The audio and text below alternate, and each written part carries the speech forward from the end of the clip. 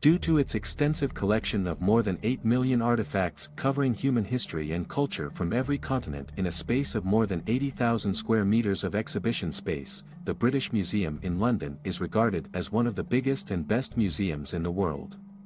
If you are ever in London, a trip to the British Museum is a must. Yet it can be overwhelming because of the sheer size of the museum. Therefore, if you are like me and have a particular interest in objects that have more of a paranormal or esoteric slant, you may be wondering which exhibits to check out. Here are 7 exhibits that I believe is a must-visit. Unfortunately, I didn't have the benefit of this video, so I only managed to catch 4 out of these 7 artifacts when I was there in June 2018. And if you are willing to follow me to the end, I will let you know which of the 3 artifacts I didn't manage to see. Number 1 on this list is the British Museum skull, or the quartz skull.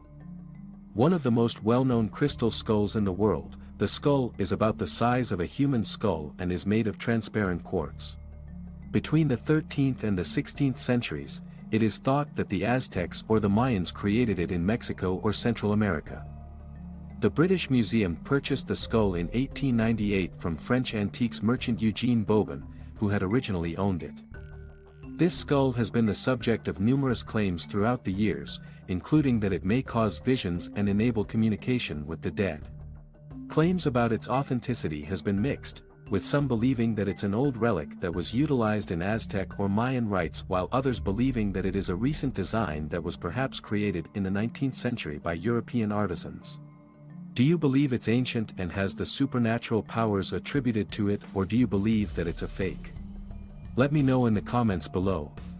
I will do a future video about the legends surrounding the crystal skulls and the different locations where you can view them on display around the world. At the British Museum, it is located in the Department of Africa, Oceania, and the Americas. Second artifact is the Great Crystal, also known as the Mirror of John Dee. This is a small black obsidian mirror that was once owned by the famous 16th century English mathematician, astrologer and alchemist, John Dee. In his younger days, he shows aptitude in mathematics and astronomy and was the royal mathematician and advisor to Queen Elizabeth I. Besides his interest in science, Dee had a deep interest in the occult and esoteric subjects. When he met a man named Edward Kelly, a self-proclaimed medium who was able to go into a trance and channel messages from the spiritual world, they started working together. Kelly would go into a trance-like state and receive direct messages which are then transcribed by Dee. Dee, who was less talented, needed the support of the mirror to perform scrying, a practice in which he needed to gaze into a reflective surface for a period of time in order to receive visions. During this period, they believed that they contacted angels, who taught them the use of a special language to communicate with these celestial beings. The outcome is the development of a branch of magic now known as Enochian magic. Sadly, Dee's interest in the paranormal ultimately brought him to ruin. His reputation fell as a result of a string of controversies involving allegations of necromancy and magic. He was detained in 1604 and accused of doing black magic, but he was later freed without being found guilty. The famed poet and collector Horace Walpole bought the mirror, which he then passed down through his family before the family donated it to the British Museum in 1891. You can find the mirror in Room 2, Enlightenment Gallery of the British Museum. Next, we have the Rosetta Stone, which probably needs little introduction as it is probably one of the most well-known and significant items in the British Museum's collection today. It is the pivotal piece that allows Egyptian hieroglyphs to be read and understood.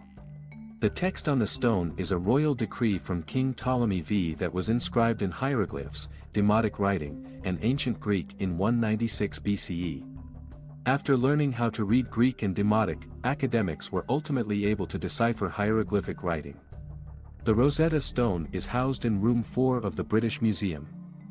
At the British Museum's Department of Africa, Oceania, and the Americas, you will chance upon an awe-inspiring sight, the Easter Island statue.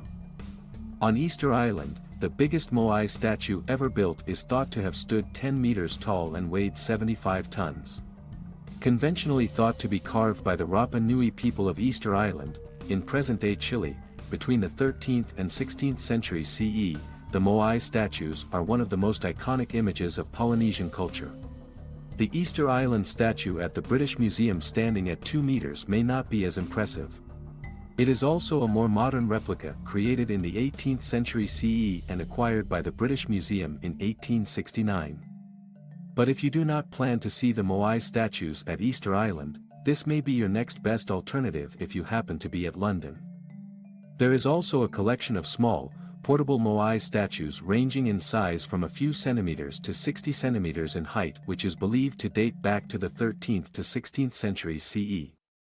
These were likely created as replicas of the much larger Moai statues on Easter Island and are carried around as talismans. These smaller Moai statues can be found in room 24. In room 45, you will find yourself face to face with the Holy Thorn Reliquary, dating to the 1390s. This is a gold and enamel casket embellished with valuable stones and pearls and covered in elaborate scenes of the lives of Christ and the Virgin Mary.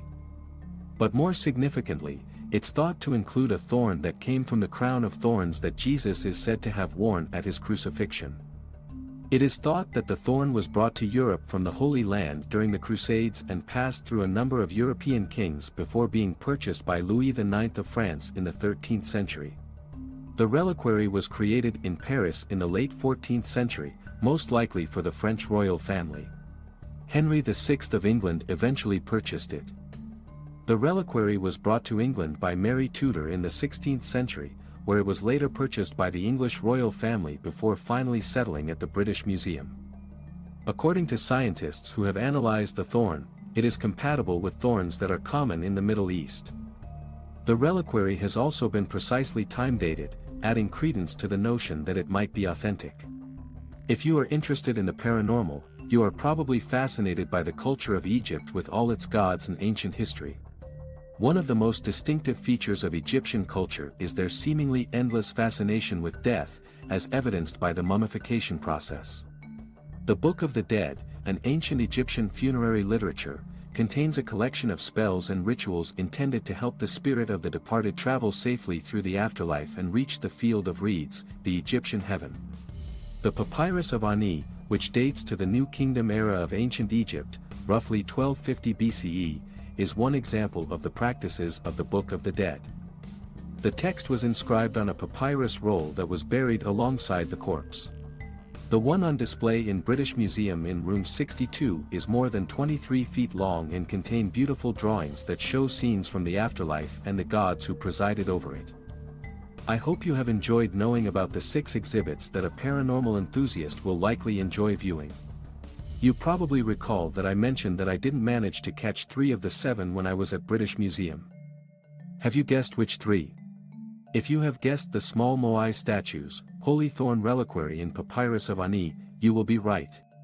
If you are into checking out items of paranormal significance that are housed in various museums around the world, you would probably enjoy this next video here.